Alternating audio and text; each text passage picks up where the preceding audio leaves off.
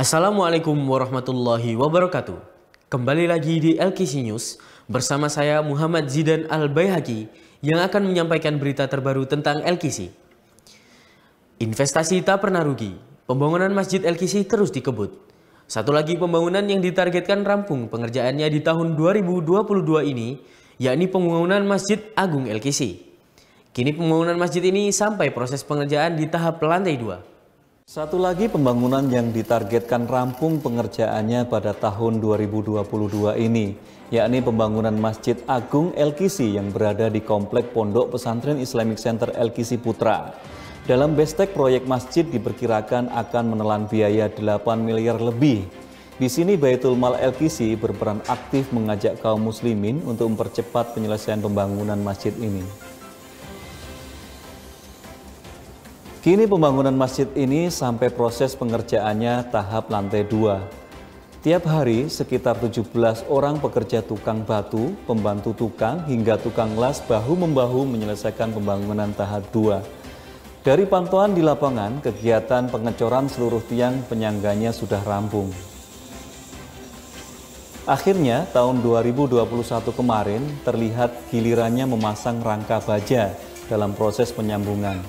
Pendiri Pondok Pesantren Islamic Center LKC, Kiai Haji Fatur Rahman SAG MPDI dalam kesempatan kepada wartawan di masjid ini menyebutkan nama masjid ini adalah Masjid Agung LKC.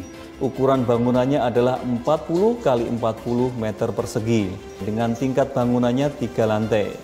Sedangkan lantai 1 sudah difungsikan untuk kegiatan ibadah bagi santri, ustadz, karyawan, dan jamaah LKC secara umum. Sedangkan tanah kosong di sekitar masjid masih sangat luas.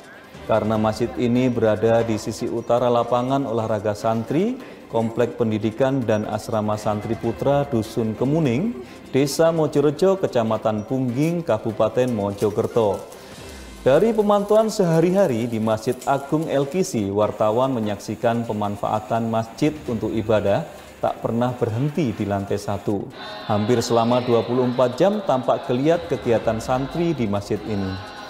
Betapa tidak, santri putra yang jumlahnya lebih dari 400 santri dan pegawai LKC termasuk para guru putra berjumlah lebih dari 150 orang. Selalu sholat 5 waktu berjamaah di Masjid Agung LKC. Di masjid ini juga difungsikan untuk acara kajian dan kuliah umum bagi santri SMP, SMA, Mahasantri Akademi Dakwah Indonesia, dan Mahasantri LKC Institute. Usai jamaah sholat isya, para santri melakukan kegiatan taklim atau halakoh di masjid dan ruangan di luar masjid. Pada tengah malam pukul 2.30 waktu Indonesia Barat, para santri pun sudah mulai masuk masjid kembali. Mereka tinggalkan asrama dan berwudu menuju masjid untuk rutinitas sholat tahajud dan witir sampai sholat subuh berjamaah. Karena itulah Kiai Fatur mengajak semua pihak jamaah, wali santri, dan para dermawan untuk ambil bagian dalam investasi di sini. Kata Kiai Fatur, ikut pembangunan masjid ini berarti ikut investasi yang tak pernah rugi. Selamat datang kembali para calon pemimpin umat dan bangsa. Ahad 9 Januari 2022, para santri Pondok Pesantren Islamic Center LKC kembali ke pondok.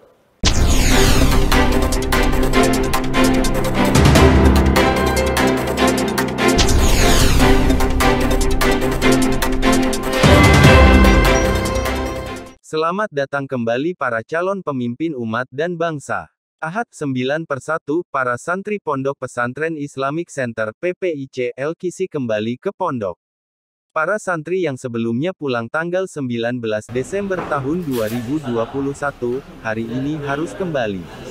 Bertemakan, selamat datang kembali para calon pemimpin umat dan bangsa, PPIC LKC memang pondok yang mengkader para santrinya menjadi pimpinan umat dan bangsa masa depan. Seperti yang didawuhkan Pak Kiai Fatur Rahman, 10-20 tahun ke depan saya yakin, para bupati-bupati, para gubernur-gubernur dan presiden itu datangnya dari alumni kita PPIC LKC. Laporan Ketua Panitia Penyambutan Kedatangan Santri, Ustadz Saihu Abdul Amin SPD. MPD, kedatangan santri kali ini kita batasi sampai jam 15 waktu Indonesia Barat saja. Kita perketat kedisiplinan semuanya, santri maupun wali santri. Ketua Panitia Penyambutan Kedatangan Santri yang juga Kepala Kepesantrenan ini juga menyatakan bahwa pengetatan kedisiplinan ini bukan hanya tentang jam kembalinya santri ke pondok, namun juga tentang tugas-tugas yang harus mereka selesaikan di rumah selama liburan. Jadi kami harus cek semua berkas-berkas tugas yang telah kami sisipkan ke rapot para santri pada saat penjemputan perpulangan. Mulai dari hafalan, sholat berjamaah, keaktifan sosial, dan lain-lain, imbu beliau. Dalam kegiatan ini, tim media juga sempat mewawancarai salah satu dari wali santri yang sudah datang pagi ini tentang tugas-tugas Ananda selama di rumah. Alhamdulillah, tugas-tugas yang diberikan pesantren kepada Ananda dikerjakan dengan baik selama di rumah. Beberapa kali juga Ananda mengisi kultum pada saat selesai sholat berjamaah. Dan pada saat liburan perubahan adab lebih baik juga sangat kami rasakan. Tutur seorang wali santri yang mengaku beralamat di Gresik. Tangis haru dan pelukan menjadi adegan drama ketika orang tua hendak meninggalkan pondok seusai menyelesaikan registrasi dan administrasi santri. Para orang tua juga berpesan, Ustadz dan Ustazah kami titip anak kami. Semoga kelak mereka menjadi anak yang soleh dan jalan bagi kami orang tuanya ke surga. Sebanyak 60 santri SD Alam Islami El-Kisi disuntik vaksin COVID-19. Santri SD Alam Islami El-Kisi usia 6 hingga 11 tahun menjalani vaksinasi anak dengan menggunakan vaksin Sinovac. Sebanyak 60 santri SD Alam Islami El-Kisi usia 6 hingga 11 tahun menjalani vaksinasi anak dengan menggunakan vaksin Sinovac. Kegiatan vaksinasi COVID-19 dosis pertama tersebut digelar oleh Puskesmas Kecamatan Pungging. Salah satu petugas vaksin, Yayu Hidayati, saat ditemui di lokasi vaksin mengatakan bahwa kegiatan vaksin ini adalah program pemerintah. Program ini adalah program pemerintah, jadi diharapkan kita mendukung dari program pemerintah. Yayu juga menjelaskan bahwa vaksinasi terhadap anak ini untuk menciptakan kekebalan pada tubuh anak dari serangan virus terutama COVID-19. Efek samping dari vaksinasi anak ini juga kecil. Efek sampingnya syarat dari vaksin adalah anak sehat, jadi insya Allah untuk efek sampingnya seminimal mungkin. Paling seumpama ada itu ya nyeri di daerah penyuntikan.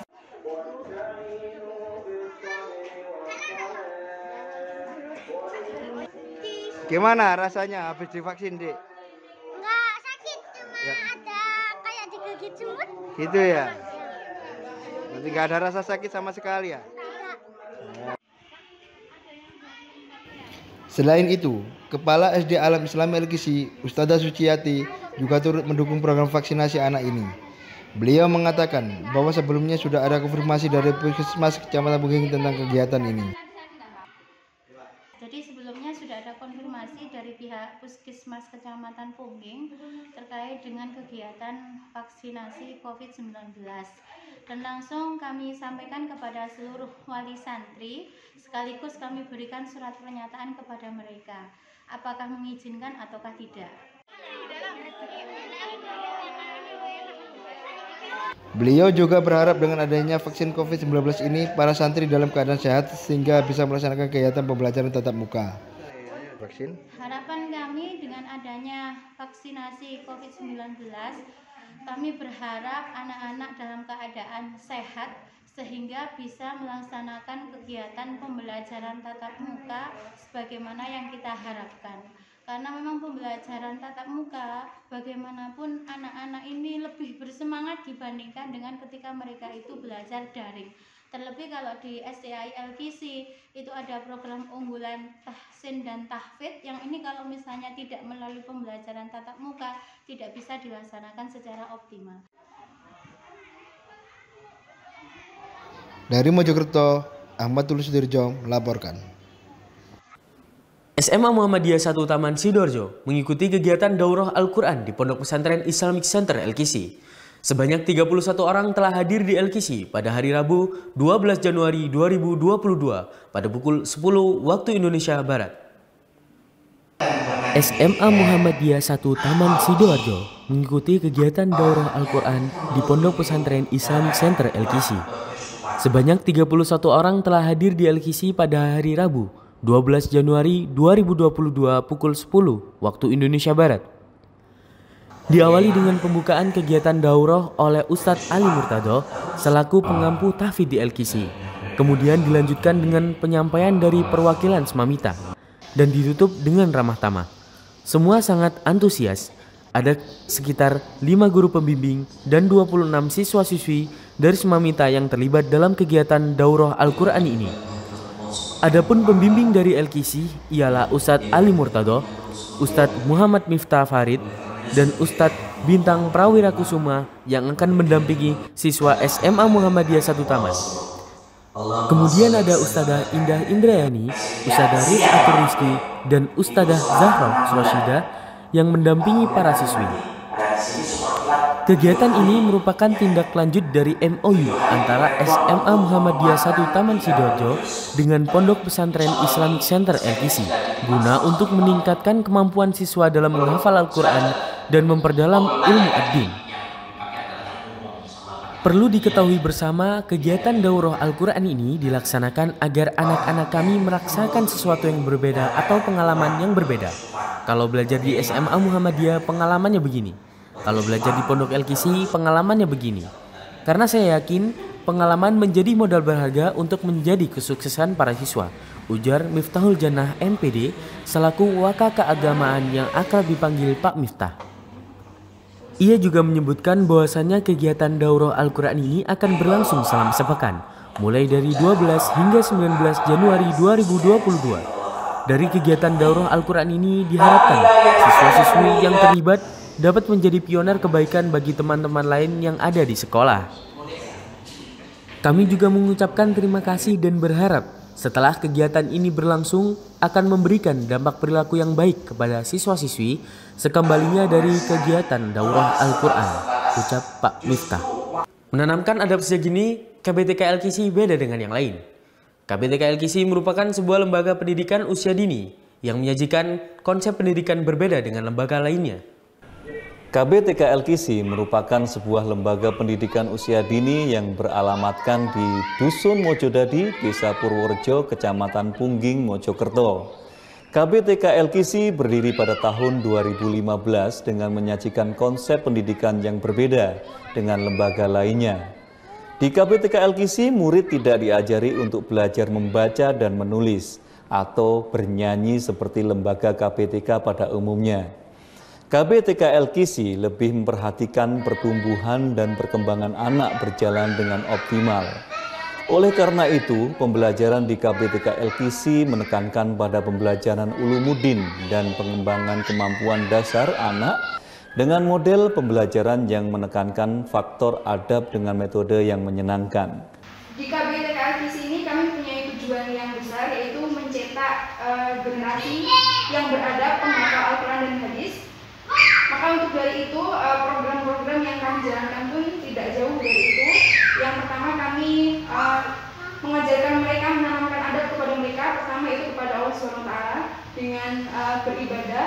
Yang kedua, adab kepada orang tua, kemudian kepada guru, kepada teman, dan juga kepada lingkungan di sekitar mereka.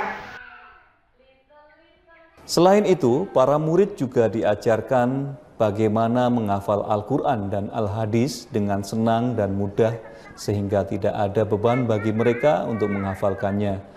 Ucap Ustadzah Mita yang merupakan alumni Pondok Pesantren LKC tersebut. Berbicara tentang fasilitas di KBTK LKC, proses belajar mengajar di gazebo merupakan keunikan tersendiri dibandingkan dengan lembaga lain. Selain itu juga terdapat kolam renang, taman bermain, perpustakaan sebagai penunjang kegiatan belajar di KBTK LKC. Pembelajaran outdoor di LKC EduPark menambah kelengkapan fasilitas yang disediakan di KBTK LKC. LKC EduPark budidaya ikan moli. LKC EduPark membuat budidaya ikan moli dengan konsep semi permanen. Budidaya perikanan ini menggunakan 16 kolam dengan berisikan banyak jenis ikan hias. Salah satunya adalah ikan hias moli. LKC EduPark membuat budidaya perikanan dengan konsep semi permanen. Budidaya perikanan ini menggunakan 16 kolam dengan berisikan banyak jenis ikan hias yang salah satunya adalah ikan hias moli. Ketua LKC EduPark, Fathul Iza Auliaur Rahman SPD, yang juga merupakan tim teknis menjelaskan Program budidaya perikanan terbilang berhasil, tetapi masih dalam tahap pengembangan. Titik hal ini terlihat pada tumbuh kembang ikan. Ia juga menjelaskan tentang tips budidaya ikan hias agar berhasil. Menurut Bapak Fathul Iza Auliaur Rahman, tips budidaya ikan hias agar berhasil ada 3 faktor. Yang pertama yaitu kondisi air. Air yang baik untuk ikan moli yaitu harus ada filter atau penyaling air. Dan oksigen yang ada di dalam air harus diperhatikan dengan memberi aerator agar lingkungan ikan itu nyaman. Yang kedua, cara pemberian pakan. Cara pemberian pakan itu tidak boleh kurang dan tidak boleh lebih. Jika kurang, ikan ini pertumbuhannya akan lambat. Sedangkan jika kelebihan, akan mengundang amoniak atau kelebihan kotoran yang berada di dalam air, sehingga ikan itu tidak nyaman di dalam air. Ketiga, yang harus diperhatikan juga jumlah atau populasi yang ada di dalam kolam. Standarnya, jika budidaya ikan moli 1 meter persegi bisa menampung hingga 100 ekor. Jika terlalu banyak, ikan akan sulit untuk berkembang biak. Ikan moli berkembang biak dengan cara bertelur di dalam perut. Ketika saatnya keluar, akan langsung berupa anak. Biasanya kalau ikan lele atau sejenis lainnya, telurnya akan dikeluarkan dari perut lalu dipijah oleh penjatannya. Sedangkan ikan moli keluar dari perut langsung berupa anak dan tidak berupa turun lagi. Budidaya perikanan ini cukup menjanjikan secara bisnis dan ini juga menjadi solusi bagi masyarakat untuk memanfaatkan potensi yang ada. LKC Edupak Budidaya Sayur Organik. Pada 10 Januari 2022, petugas kebun LKC Edupak melakukan pemanenan sayur-sayuran organik. 10 Januari 2022, hari ini petugas kebun melakukan pemanenan sayur-sayuran organik. Sayur yang dipanen harus diperhatikan tingkat kematangannya, sehingga pada saat sampai di tangan konsumen, sayur telah siap diolah dan dinikmati. Komoditas sayur yang tersebar di LKC Edupak antara lain adalah kangkung, bayam, bayam Brazil, selada, caisim, kacang panjang, terong, tomat, dan masih banyak lagi. Konsep pertanian yang dikembangkan di Edupak merupakan pertanian bebas organik, mulai dari cara perawatan, pemupukan, hingga pengendalian hama dan penyakit. Jangan heran, sayuran yang diproduksi di sini seringkali memiliki lubang di bagian tanaman, terutama pada bagian daun itu yang menandakan tanaman sehat bebas residu, ujar Ami selaku staf Edupak. Erat kaitannya dengan adanya kendala yang didapati saat menggunakan konsep pertanian organik, waktu yang relatif lama dan biaya merupakan kendala utama dalam pertanian organik ini. Oleh karena itu dibutuhkan kesabaran dan ketelatenan. Pemilihan komoditas juga harus diperhatikan ditinjau dari lingkungan sekitar, karena lingkungan juga berpengaruh besar terhadap perkembangan tanaman. Pembangunan kolam renang LKC Edupak. Telah dibangun kolam renang LKC Edupak yang diperkirakan akan dibuka pada bulan Januari ini. Pembangunan kolam renang sudah mencapai 80%. Pembangunan fasilitas kolam renang LKC Edupak. Dalam rangka pengembangan wisata di LKC Edupak Mojokerto membangun fasilitas kolam renang, pembangunan tersebut berada di area LKC Edupak yang beralamatkan di Desa Purworejo Dusun Mojodadi Kecamatan Pungging Kabupaten Mojokerto. Pengerjaan kolam renang tersebut sudah mencapai 80% dari rencana 100% yang direncanakan. Panjang kolam renang diperkirakan kurang lebih 20 meter, lebar kurang lebih 10 meter dan memiliki kedalaman yang bervarian. Kolam pertama memiliki kedalaman kurang lebih 50 cm, kolam kedua 60 cm. Untuk kolam ketiga kedalaman kurang lebih 160 cm untuk orang dewasa. Ucap Bapak Soim selaku salah satu pekerja pembangunan kolam renang, dalam pembangunan kolam renang ini adalah satu-satunya di Kecamatan Pungging yang bentuk kolam renangnya disesuaikan dengan bentuk alam, yang menyesuaikan latar belakang kolam yaitu pegunungan. Kolam renang LKC Edupak ini memiliki ciri khas untuk memaksimalkan kenikmatan saat berenang atau saat tidak berenang, sekedar bersantai. Ujar Bapak Fathul Iza Auliaur Rahman, SPD, selaku koordinator LKC Edupak. Diperkirakan kolam renang ini selesai pada bulan ini karena sudah ditargetkan bulan ini bisa dibuka untuk pengunjung, tanggal 13 Januari tahun 2022 SKM. Demikian yang dapat kami sampaikan. Saya Muhammad Zidan Al-Baihaqi, beserta produser dan kameramen pamit undur diri. Wassalamualaikum warahmatullahi wabarakatuh.